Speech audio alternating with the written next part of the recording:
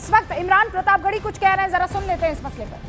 करेगी फौरी तौर पर उनको बहुत बड़ी राहत मिली। 5 साल का भी जिक्र किया है सुप्रीम कोर्ट ने कि इस्लाम कानून नहीं, सरकार डिसाइड कैसे करेगी? आप फ्रेम कैसे करोगे? रूल कैसे फ्रेम करोगे? आप कैसे तय करोगे कि कौन 5 साल से प्रैक्टिस कर रहा है? ये तो आस्था का विषय है, ये तो अंतर्मन की बात है। तो माननीय उच्चतम न्यायालय ने इन तमाम संवेदनात्मक पहलुओं को और छोटे छोटे पहलुओं को देखा है। तो मैं बहुत खुश हूं और मुझे अच्छा लग रहा है। एक बहुत बड़ी लड़ाई है इस देश में वक्फ की ज़मीनों को बचाने की, हम उस लड़ाई को लड़ते रहेंगे। और इस वक्त देखिए हम इंतजार कर रहे हैं इमरान प्रतापगढ़ी हमारे साथ जुड़े, क्योंकि वो ये कह रहे हैं कि सरकार पता कैसे लगाएगी। एनीवेज जो खबर है वो ये है कि सुप्रीम कोर्ट ने इसी प्रोविजन पर रोक लगा दी गई है, इसको स्थगित कर दिया है। जहां तक संभव हो सके सीओ मुसलमान हो, यह भी कोर्ट की तरफ से कहा गया है। कलेक्टर को लेकर मुस्लिम पक्ष की तरफ से बार बार यह आपत्ति दर्ज की जा रही थी कि कलेक्टर कैसे डिसाइड करेगा कि ये जो संपत्ति है वो वैध क्या अवैध है और उस पर कैसे फैसला लेगा। तो कोर्ट ने बहुत क्लियरली ये कह दिया है कि कलेक्टर की तरफ से डिस्ट्रिक्ट मजिस्ट्रेट की तरफ से लिया गया फैसला अंतिम फैसला नहीं होगा। शंकर हमारे साथ जुड़े हुए हैं। शंकर, और क्या डिटेल्स हैं? मुझे लगता है जी वो राहत वाली बात है। देखिए, इस वक्त में इमरान प्रतापगढ़ी हमारे साथ में हैं, याचिकाकर्ता भी हैं। इमरान जी, कैसे देखते हैं इस पूरे फैसले को? फिलहाल मैं इसे मुनासिब तौर पर देखता हूँ, एक अच्छा फैसला और कुछ पॉइंट्स जिसमें माननीय उच्चतम न्यायालय ने रोक लगाई, स्टे को आगे बढ़ाया, वो बहुत क्लियर है। और उससे वक्फ करने वाले लोग, वक्फ की ज़मीनों को सुरक्षित रखने की लड़ाई लड़ने वाले लोग, मुझे लग रहा है कि वो खुश होंगे, क्योंकि ये एक अच्छा फैसला है। डीएम वाला जो फैसला है उसको लेकर कई याचिकाएं दाखिल हुई है, लेकिन आज कोर्ट का जो फैसला है उसको आप आज माननीय उच्चतम न्यायालय जिस स्टे वाले, जो पुराना स्टे था उसको कंटिन्यू करना है, आगे बढ़ाना है, उसको अस्थायी करना है या नहीं, इस पर तो मुझे लग रहा है कि अभी लड़ाई तो चलेगी ना। ये लड़ाई हम लड़ेंगे, वक्फ की ज़मीनों को बचाने की लड़ाई है।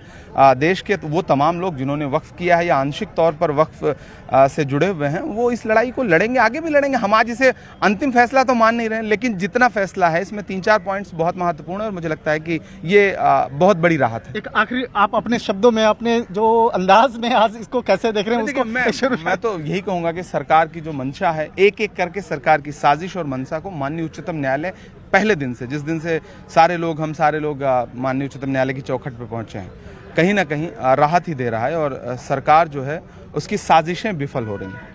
देखिए, जिस तरह से इस मामले में कई याचिकाएं इस मामले को लेकर दाखिल हुई थी और याचिका की अगर बात करें तो उन तमाम याचिकाओं पर जिस तरह से सुप्रीम कोर्ट ने तमाम सुनवाई को आगे बढ़ाते हुए जिस तरह से फैसला दिया है, इसी फैसले को लेकर हालांकि इमरान प्रतापगढ़ी जो है वो कह रहे थे कि वो बेहद जो एक कहा जा सकता है कि उनको लग रहा है कि बेहद सही रहा है, अच्छा रहा है, उनके फेवर में रहा है। लेकिन इस बात को लेकर कुछ और भी जो वकील हैं उनसे भी बाकायदा बातचीत करते हैं और जानने का प्रयास करते हैं। हालांकि आज जिस तरह से एक कहा जा सकता है कि बीच का रास्ता निकालने का प्रयास किया गया है और जिस तरह से कई याचिकाएं दायर हुई थी, खासतौर पर चाहे डीएम के मसले को लेकर या जो इस्लाम में जो 5 साल वाला जो एक प्रावधान जो है उसको लगाया गया था, तो उस मामले को लेकर, तो उन तमाम मसलों को लेकर जिस तरह से कोर्ट का एक ऑर्डर है, काफी बैलेंस ऑर्डर कहा जा रहा है। हालांकि कोर्ट ने यह भी कहा कि जो केंद्र सरकार के द्वारा इस कानून को जो बनाया गया है, इस पूरे कानून को पूरा उसकी संवैधानिकता को चुनौती नहीं दी जा सकती है, लेकिन कुछ जो प्रावधान हैं उस कुछ प्रावधान को लेकर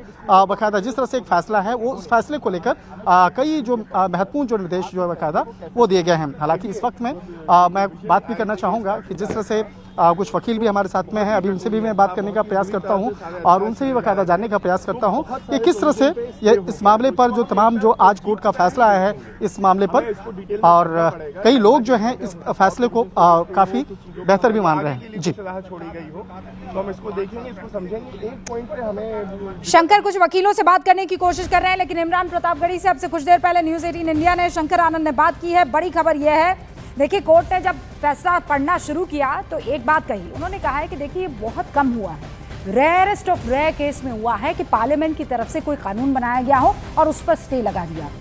लेकिन हाँ, यहाँ कुछ ऐसे प्रोविजंस हैं जिनको लेकर कुछ विवाद है और एक के बाद एक उन विवादों पर सुप्रीम कोर्ट की तरफ से फैसला आना शुरू हो गया। विवाद किस किस मसले पर थे वो मैं आपको बताऊं, उससे पहले वकील साहब एक जुड़ चुके हैं हमारे साथ। शंकर आनंद वहां ग्राउंड जीरो पर मौजूद है। शंकर आनंद,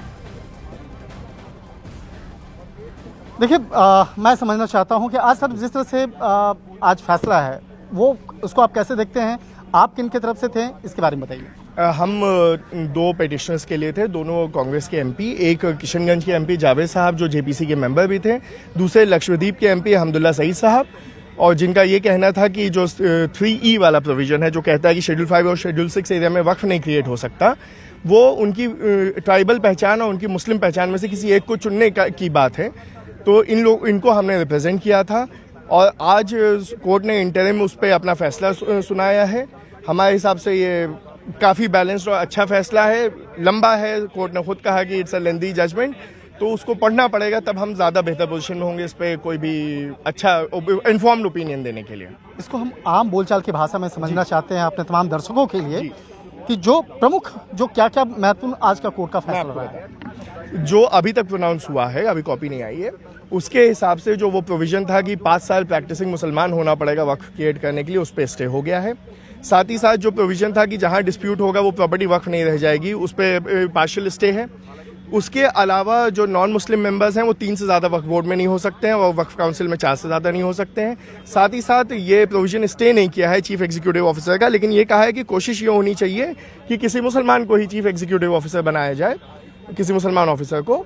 और उसके अलावा साथ ही साथ कोर्ट ने ये रजिस्ट्रेशन पे स्टे नहीं किया है, लेकिन उसकी टाइमलाइन बढ़ा दी है। हमें वो देखना पड़ेगा कि वो उसका क्या इम्पैक्ट होता है, उसको हम कैसे हैंडल करते हैं। आप सर अपना पूरा नाम बता दीजिएगा। मेरा नाम अनस तनवीर है, मैं एडवोकेट ऑन रिकॉर्ड हूँ 2 पिटिशनर्स के लिए इस केस में।